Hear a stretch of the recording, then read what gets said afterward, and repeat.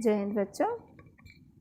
आज जो विषय हम लेकर आए हैं ये आपके पाठों के विषय से यानी कविता कहानी से हटकर थोड़ा अलग है। व्याकरण से संबंधित विषय है ये और इसे आप बहुत पहले से 6ठी 7वीं कक्षा से पढ़ते आ रहे हैं और ये आज भी आपके लिए प्रासंगिक है।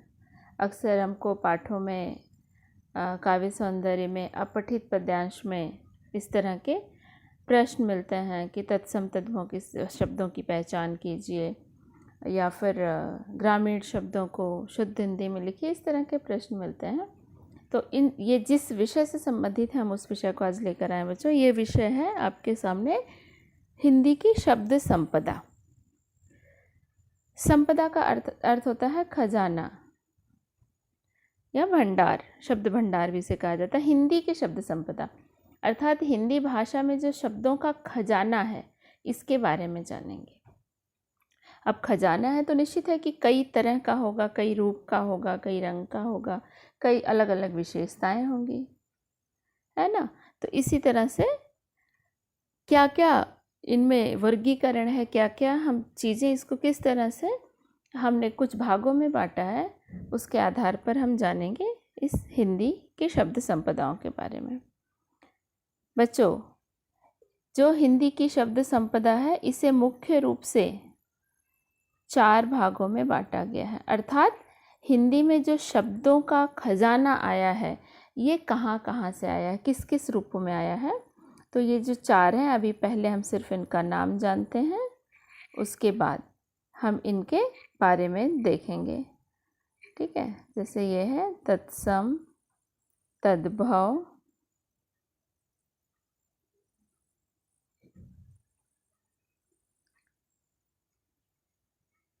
देशज और विदेशी।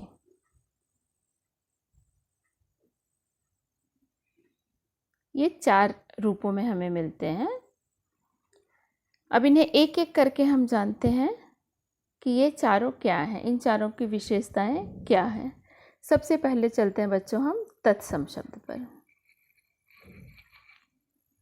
तत्सम शब्द जो हिंदी भाषा का, हिंदी शब्दों का जो खजाना है, सबसे पहले तत्सम से शुरू होता है और संभवतः एक जो परिष्कृत हिंदी का रूप माना जाता है, बिल्कुल शुद्ध हिंदी का रूप माना जाता है, वो तत्सम शब्दों में मिलता है।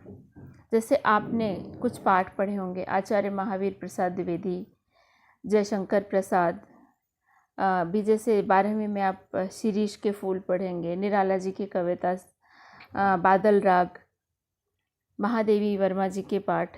तो कुछ ये ऐसे हैं लेखक या कवि जिनके शब्दों में आपको तत्सम शब्दावली बहुत अधिक मिलती है, जो आपको थोड़ी बहुत लगती संस्कृत जैसी है, पर हिंदी में चूँकि उसका प्रयोग होता है तो हम उसे शुद्ध हिंदी कहते हैं, परिष्कृत हिंदी कहते हैं।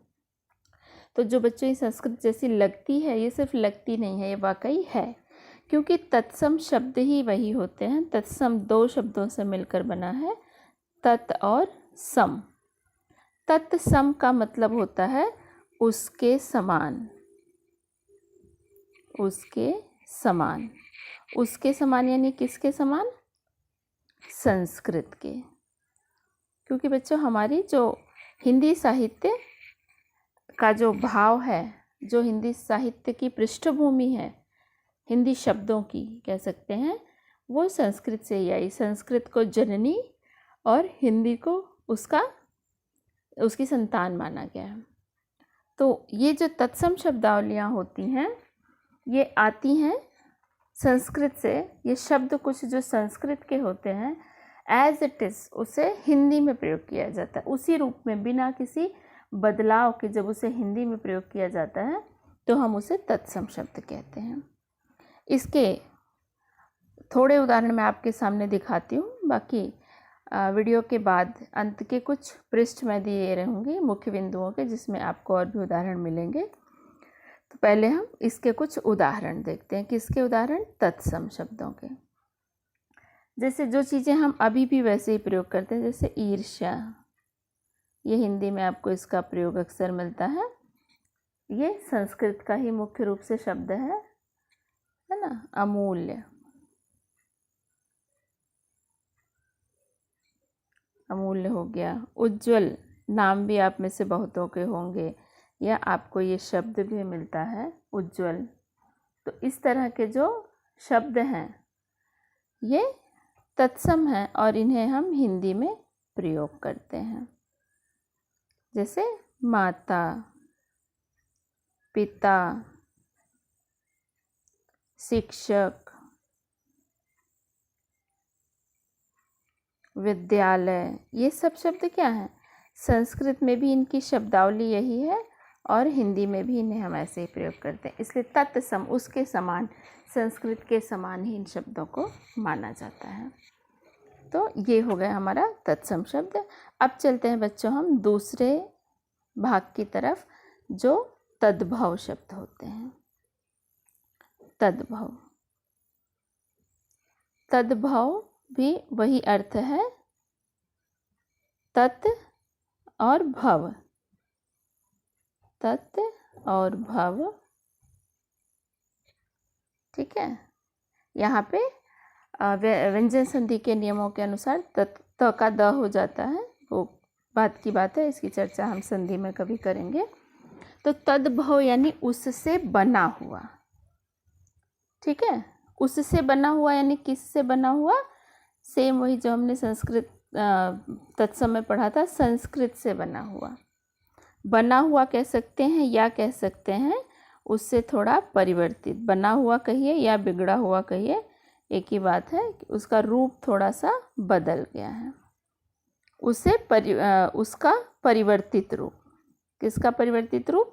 संस्कृत शब्दों का, तत्सम शब्दों का, ये जो होता है तद्भव कहलाता है। कि जो है तो बेस जिसका तत्सम ही है, संस्कृत ही है, लेकिन हिंदी में आते आते वे थोड़े बदल गए हैं। और बच्चों, हिंदी भाषा के खजाने में सबसे ज़्यादा योगदान इन्हीं तद्भव शब्दों का है। बहुत सारे शब्द, अनगिनत शब्द हैं जो तत्सम से तद्भव बन गए हैं। इसमें हम आपको आगे चल के उदाहरण के रूप में तत्सम और तद्भव शब्दों को एक साथ रख के देखेंगे, तो आप देखेंगे कि किस तरह से हम कभी कभी दोनों का प्रयोग करते हैं, कहीं ज़्यादा, और लगभग हम जितने शब्दों का प्रयोग दिन भर में करते हैं उसमें से 50% जो कह सकते हैं 50% शब्द जो होते हैं वो इसी तरह से तत्सम तद्भव शब्दावली के ही होते हैं। चलिए बच्चों, तो अब हम देखते हैं इन तद्भव शब्दों के उदाहरण, है ना। अभी जैसे आम का मौसम आ रहा है ना, आप खूब खाएंगे। आम, आम शब्द तद्भव है, इसका जो शुद्ध रूप होता है वो आम्र होता है। घी, बड़ा पसंद है खाना आपको, घी का जो तत्सम रूप होता है घृत। गर्मी, ओ बड़ी गर्मी पड़ रही है, चारों तरफ टेम्परेचर बढ़ गया, इस गर्मी का जो तत्सम रूप है ग्रीष्म, है ना, ग्रीष्म। जीभ, जिह्वा, कर्म से हमारे पास शब्द हिंदी में आता है काम। इस तरह के शब्द। तेल, इसका जो तत्सम रूप है उसको कहते हैं तैल, है ना, तैल। दांत, दंत, इसका जो रूप हम प्रयोग करते हैं दंत प्रयोग करते हैं, और हिंदी में दांत शब्द, बोलचाल की भाषा में हम इन चीज़ों का नाम रखते हैं। तो ऐसे बच्चों बहुत सारे शब्द आएंगे। सबसे प्यारी आपको इन छुट्टियों में होगी नींद। नींद का तत्सम शब्द है निद्रा, है ना। तो पकवान, वाह क्या बढ़िया है, इस समय छुट्टियों में खूब पकवान बना बना के खाइए। इसका जो तत्सम रूप है पक्वान, पक्व अन्न, पकवान से पकवान बन गया है। तो ऐसे बहुत सारे शब्द हैं जो तद्भव से हिंदी खजाने को बढ़ा रहे हैं और ये आए हुए हैं संस्कृत से। अब चलेंगे बच्चों हम अगले भाग की तरफ। अगला जो हमारा शब्द है जो शब्द भंडार का रूप है। देशज, इसे कई नामों से जाना जाता है। देशज, ग्रामीण, आंचलिक और कभी कभी क्षेत्रीय भी। बच्चों, ये वो शब्द होते हैं जिनका कोई इतिहास हमें नहीं मिलता है। जैसा कि नाम से स्पष्ट है, देशज, देश में जन्म लेने वाला। देश में जन्म लेने वाला, देश का मतलब यहाँ पे राष्ट्र नहीं, कोई देश का नाम नहीं, बल्कि देश का मतलब होता है, जो बोलचाल की भाषा में देश होता है एक पर्टिकुलर जगह, स्थानीय, लोकल, जिसे हम कहते हैं, वो होते हैं देश। तो बहुत सारे शब्द बच्चों हमारे भाषा में ऐसे मिलते हैं जो क्षेत्र विशेष के हिसाब से होते हैं, कि उस क्षेत्र में ही उस रूप में प्रयोग होते हैं। हालांकि अभी बढ़ते हुए ग्लोबलाइजेशन ने उन शब्दों का प्रचार प्रसार तो कर दिया है, लेकिन माने वो अभी भी उसी क्षेत्र से जुड़े जाते हैं। ये शब्द अक्सर व्यंजन के नाम, पहनावों के नाम, त्योहार के नाम और ध्वन्यात्मक शब्द भी होते हैं। ध्वन्यात्मक शब्दों को भी कभी कभी पशु पक्षियों के नाम भी स्थानीय बोली में, स्थानीय भाषा में बदल जाते हैं। इसमें कुछ उदाहरण हम देखेंगे। जैसे, और ये कहाँ से आए, इनका कोई इतिहास नहीं पता कि कहाँ से आए, किस रूप से परिवर्तित हुए, कब इनका जन्म हो गया, कुछ पता नहीं, बस ये उत्पन्न हो गए ज़रूरत के हिसाब से। जैसे बड़ा पसंद है आपको इडली डोसा सांभर खाना। ये इडली डोसा सांभर कहते ही दक्षिण भारत का एक रूप हमारे सामने आ जाता है। ये शब्द कहाँ से आए हैं? कन्नड़ भाषा के हैं, तमिल तेलुगु के हैं, मलयालम के हैं, या फिर कब कहाँ से शुरू हुए इसका कुछ पता नहीं, बस बोले जाते हैं और हम सब उसको मान लेते हैं। जैसे आप गुजरात में हैं तो आप ढोकला, अरे ढोकला ये कहाँ से आया, कब किसने सबसे पहली बार इसका प्रयोग किया, इसका कुछ पता नहीं है। और ये ढोकला जो है पूरे गुजरात का प्रतिनिधित्व करता है पूरी दुनिया में, पूरी दुनिया में प्रचार, ये अपनाया गया है, सब इसका प्रयोग करते हैं। लेकिन ये शब्द देशज ही है, आंचलिक है, जो गुजरात के अंचल विशेष से जुड़ा हुआ है ना। तो इसी तरह से बहुत सारे कुछ शब्द, खिचड़ी, कटोरा, लोटा, ठेठ, पावस, इस तरह के कुछ शब्द जो होते हैं वो मिल जाते हैं कि हम इस तरह से खाने की, जैसे कुछ चीज़ों के अलग अलग जगहों पे हम अलग अलग नामों से प्रयोग करते हैं। जैसे मुरमुरे, ममरा कहते हैं, उसे गुजरात में ममरा कहते हैं, कहीं मुरमुरा कहा जाता है, कहीं चुरमुरा कहा जाता है, कहीं मूढ़ी कही जाती है। तो ये क्या है, ये क्षेत्र के हिसाब से अपने आप आ जाते हैं और कब प्रयोग में आते हैं पता नहीं, बस बनता है। लिट्टी चोखा, वाह कहते ही एक क्या बढ़िया स्वाद बिंब की उत्पत्ति हो रही है। लिट्टी चोखा कहते ही बिहार और पूर्वी उत्तर प्रदेश सामने आ जाता है। खाया सब जगह जाता है, लेकिन जुड़ा हुआ है उसकी पहचान से। तो इस तरह से जो कुछ शब्द हैं देशज के, जो हमने कुछ आपको बताए, लिखे कुछ यहाँ पे नहीं लिखे, आपको आगे ये पृष्ठों में आपको मिल जाएंगे। ये शब्द जो होते हैं प्रतिनिधित्व करने वाले होते हैं अपने क्षेत्र का, और इनकी उत्पत्ति का कोई आधार नहीं होता है कहाँ से आए।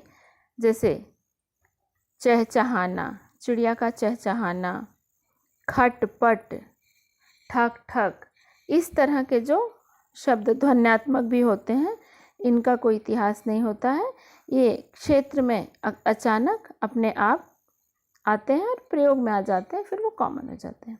ये होते हैं देशज या ग्रामीण शब्द। ये इनकी संख्या और इनका रूप अपने हर क्षेत्र में अलग अलग होता है। अब चलते हैं बच्चों हम अगले भाग की तरफ, जो ये हमारा चौथा भाग है, जिससे हमने कहा है विदेशी शब्द। अब बच्चों ये है कि हमारे हिंदी भाषा में विदेशी शब्द क्यों? तो इसलिए कि हिंदी भाषा जो है बड़ी विनम्र भाषा मानी गई है, बहुत फ्लैक्सिबल है। ये कोई भी इसके पास आता है सबको अपना लेती है। इसके लिए अयम निज परो वेति वाली कोई बात नहीं है कि ये तेरा है ये मेरा है। ये किसी और भाषा का इसम नहीं, जो इसके पास प्यार से आता है, इसके वाक्यों में मिल के शब्दों में वाक्यों में मिलकर इसके साथ एडजस्ट हो जाता है, ये थोड़े समय के बाद उसे अपनी भाषा में अपना लेती, इसमें कोई अंतर नहीं रहने देती। और इस तरह से हमारी हिंदी वसुधैव कुटुंबकम का पूर्ण पालन करती है। तो ये जो विदेशी शब्द हैं ये हमारी हिंदी भाषा में बहुतायत से मिले हुए हैं। बच्चों आप इनको पढ़ेंगे, इनका उदाहरण देखेंगे तो आपको आश्चर्य होगा कि सारे शब्द हिंदी के नहीं हैं जिनका हम धड़ल्ले से प्रयोग करते हैं। तो कुछ शब्दों का हम उदाहरण देखते हैं। मैं यहाँ सिर्फ आपको कुछ नाम बताऊंगी, कुछ शब्दों के प्रयोग, और आगे आपको लिखे हुए मिलेंगे। जो मुख्य रूप से विदेशी भाषाओं के शब्द हमारे हिंदी में मिले हुए हैं, अरबी, फ़ारसी, तुर्की, अंग्रेजी और पुर्तगाली। इसका कारण है कि एक लंबे समय तक इन संस्कृतियों से हमारा मेल रहा है, हमारे देश में इन संस्कृतियों का प्रयोग होता रहा है, इसलिए इनके शब्द भी हमारी हिंदी में बिल्कुल रच बस गए हैं, इस तरह के हम उसमें अंतर नहीं कर पाते। चलिए देखते हैं पहले अरबी शब्दों के कुछ उदाहरण। अरबी शब्द, इनाम लेना हमें बड़ा अच्छा लगता है। ये इनाम शब्द अरबी भाषा का है। तकिया के बिना तो हमको सोना नहीं है, अच्छी नींद नहीं आती रात में। ये तकिया भी अरबी भाषा ने हमें इस तकिया का शब्द दिया। मुहावरा, खूब पढ़ते हैं हम हिंदी मुहावरे और उनके वाक्य प्रयोग। ये मुहावरा भी अरबी शब्द है। चोट लगने पे मरहम हम सब लगाते हैं, ये मरहम भी हमें अरबी ने दिया है, अरबी भाषा ने दिया है। ऐसे ही तुर्की के कुछ शब्द है ना, देखते हैं हम अब तुर्की भाषा के कुछ शब्द। यहाँ पहले हम विदेशी लिख देते हैं, नहीं तो आपको थोड़ा सा कन्फ्यूज़न हो सकता है। तुर्की भाषा, तोप, बड़ी बड़ी तोप, बातों की तोप चलाते हैं हम, ये तोप तुर्की का है। बहादुर, बच्चों इस शब्द को हम हिंदी में एक तरह से मानते हैं, बहादुर शब्द मतलब हिंदी, इसकी अंग्रेजी हम ढूंढ लेते हैं, लेकिन ये बहादुर शब्द तुर्की भाषा का है ना। कैंची के बिना तो आपका कोई प्रोजेक्ट ही नहीं बनता है। प्रोजेक्ट बनाना है, डिस्प्ले बोर्ड सजाने हैं, क्लासरूम डेकोरेशन करनी है, घर पे टाइम पास करना है, तो ये कैंची तो हमें चाहिए होती है। कैंची शब्द हमें तुर्की भाषा ने दिया है, तो हम इनको ध्यान में रखते हैं। तो इसी तरह से हम आगे और कुछ शब्द, जैसे दो भाषाओं के हमने देख लिए, अरबी और तुर्की। अभी हम देखते हैं पुर्तगाली के शब्द। बच्चे पुर्तगालों का भी काफ़ी लंबे समय तक हमारे देश में प्रवास रहा, उनका एक इतिहास भी अच्छा खासा रहा, तो इनके भी बहुत सारे शब्द बिल्कुल रच बस गए हैं, जिसमें अलमारी, हम अलमारी को हिंदी और अलमीरा को इंग्लिश मान लेते हैं, लेकिन ये अलमारी शब्द जो है ये पुर्तगाली शब्द है। चाबी है ना, चाबी, जिसे हम हिंदी मान के अंग्रेजी में इसका की शब्द प्रयोग करते हैं, ये चाबी भी पुर्तगाली शब्द है। काजू, वाह, काजू कतली खाने में आपको बड़ी मज़ा आती है, ये काजू शब्द भी पुर्तगाली है। तौलिया, हमारे रोज़ाना की ज़रूरत की चीज़, जिसे हम रोज़ प्रयोग करते हैं, लेकिन हमने इसे पुर्तगाली भाषा से लिया है, ये हम नहीं जानते हैं। मेज, हम इसके लिए टेबल शब्द का प्रयोग करते हैं और मेज को पूरी तरह से हम हिंदी में अपना लिए। परात, परात या बड़ी थाली, पानी परात को हाथ छुयो नहीं, वो परात यानी बड़ी सी थाल, ये भी पुर्तगाली का शब्द है जो हमने अपना लिया है, हिंदी में पूरी तरह से मिल गई है। बच्चों इसके अतिरिक्त अंग्रेजी भाषा के बहुत सारे शब्द जो हम ये हिंदी में पूरी तरह से समाहित कर चुके हैं। अफसर, ऑफिसर को हम अफसर कह के उसे हिंदी में मान लेते हैं। तो अंग्रेजी के या अन्य भाषाओं के, विशेषकर अंग्रेजी के भी कुछ शब्द ऐसे हैं जो थोड़ा सा तद्भव टाइप के हो गए हैं, यानी शुद्ध इंग्लिश से थोड़ा सा चेंज होकर हिंदी में प्रयोग होते हैं। जैसे ऑफिसर से अफसर, ठीक है, ऑफिसर से अफसर, हॉस्पिटल से अस्पताल, ये भी विदेशी भाषा का शब्द है, अंग्रेजी का है, लेकिन अब हमने इसे पूरी तरह से बॉटल को बोतल बोल के हमने उसे हिंदी बना दी है ना। डायरी, ये इंग्लिश और हिंदी में एक जैसे ही प्रयोग होता है। पेन, पेंसिल, जिसके बिना आपका कोई काम नहीं चल सकता। ये पेन और पेंसिल अंग्रेजी भाषा के हैं, लेकिन हिंदी में इस तरह मिल गए हैं कि हम इनका ही प्रयोग बहुतायत से करते हैं, बल्कि हिंदी भाषा के पेन की जगह लेखनी का प्रयोग कोई नहीं करता, हम पेन ही शब्द प्रयोग में लाते हैं। तो ये जो कुछ शब्द हैं, ये हिंदी की शब्द संपदाओं में इस तरह समा गए हैं कि अब हिंदी का ही एक भाग लगते हैं। तो ये जो बच्चों हमारी मुख्य जो 4 शब्द संपदाओं के 4 रूप थे, तत्सम, तद्भव, देशज और विदेशी, इनके बारे में हमने जाना। इसके अतिरिक्त एक कहीं कहीं चर्चा हमें मिल जाती है, थोड़ा बहुत एक और रूप इसका हमें मिलता है, जो हालांकि कहीं अलग से नहीं आया है, ये बनाया हुआ रूप है, जिसे संकर शब्द कहते हैं, है ना। संकर, शंकर नहीं, संकर। संकर का मतलब होता है मिश्र, मिश्रित, मिलकर बना हुआ। तो ये वाकई कोई नए शब्द नहीं है, बल्कि 2 अलग अलग भाषाओं के शब्दों को एक साथ जब हम जोड़कर उनका हिंदी में प्रयोग करते हैं तो वो संकर शब्द कहलाते हैं। ये इन्हीं जो तत्सम, तद्भव और विदेशी शब्दों को मिलकर बनाया जाता है। तो ये जो शब्द संपदा है इससे अलग नहीं है, लेकिन हाँ, इसका रूप थोड़ा अलग है, इसलिए हम इसकी चर्चा करते हैं, क्योंकि हो सकता है कभी आपको पूछ लिया जाए कि संकर शब्द क्या होते हैं, तो आपके मन में कोई शंका न रह जाए। आपकी जो शंका का समाधान होना ज़रूरी है, इसलिए हम इसे पढ़ते हैं।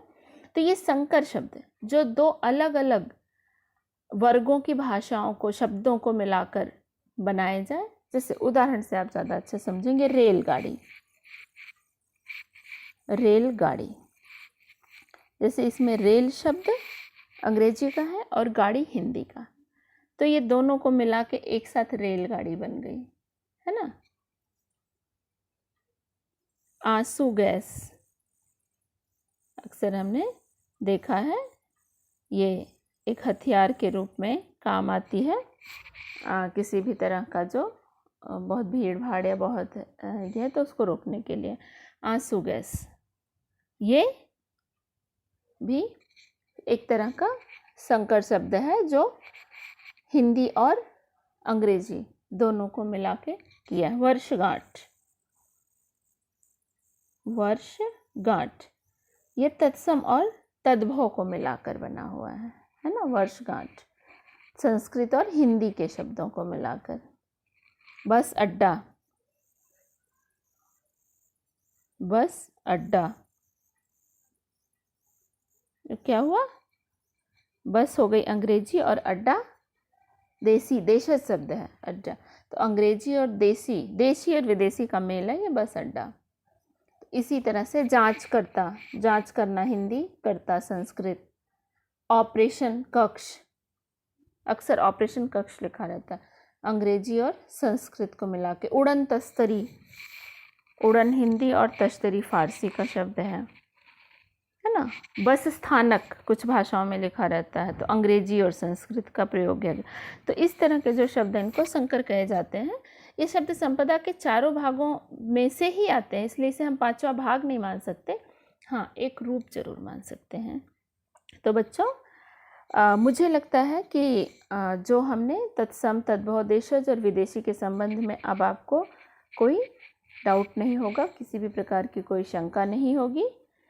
तो हम आज इसे यहीं पे समाप्त करते हैं। इसके साथ मैंने कुछ पेजेस में इसके एग्जाम्पल और इसके जो उदाहरण हैं, परिभाषा भी आपको दी हुई है।